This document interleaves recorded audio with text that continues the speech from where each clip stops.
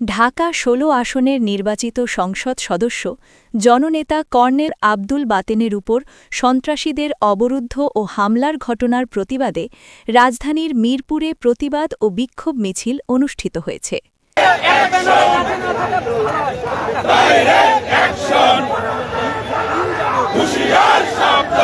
সোমবার ৯ মার্চ ২০২৬ বিকেলে মিরপুর ৬ নম্বর সেকশনের মসজিদ বাজারের সামনে থেকে স্থানীয় নেতাকর্মী ও সাধারণ জনগণের উদ্যোগে এ বিক্ষোভ মিছিল বের করা হয়।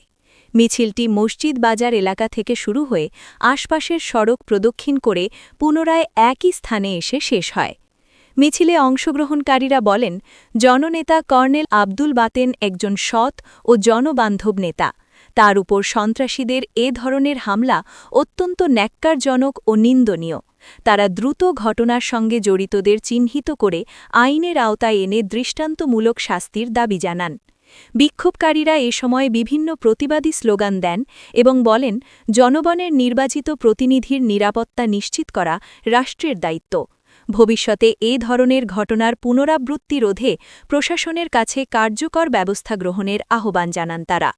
বিক্ষোভ মিছিলে স্থানীয় রাজনৈতিক নেতৃবৃন্দ, সামাজিক সংগঠনের প্রতিনিধিসহ বিভিন্ন শ্রেণীপেশার মানুষ অংশগ্রহণ করেন।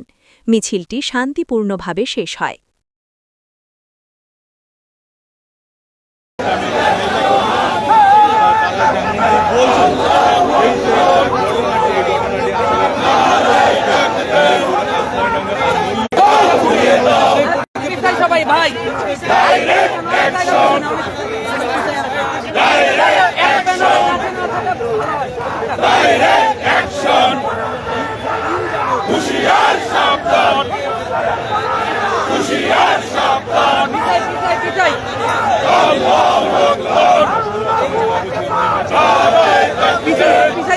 আসেন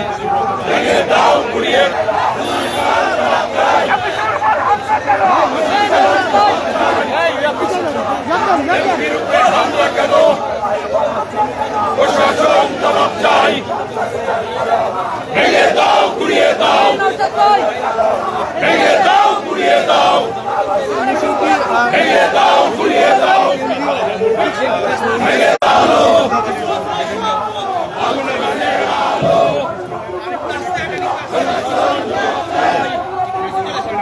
প্রশাসন জবাব চাই, প্রশাসন জবাব চাই, এমপির হামলা কেন?